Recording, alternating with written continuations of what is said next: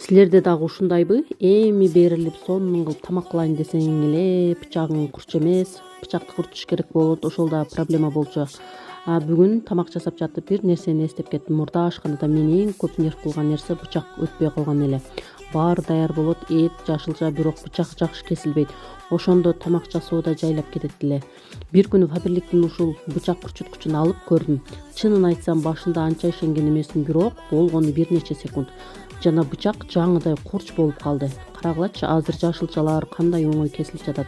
Чынында ашканада ушундай кичинекей жардамчылар болсо тамак жасоо да жеңил болуп калат экен. Мен азыр тамак жасаганда ушул нерсени дайыма колдонуп калдым. Эгер силерге дагы ушундай жардамчы керек болсо, комментарийге бычак деп жаза кеткиле, маалымат берип коёмун. Ошентип мен бүгүн 7 март деп үйгө апам келип калган экен. Сонун кылып думдама кылайын деп ушинтип думдама жасадым.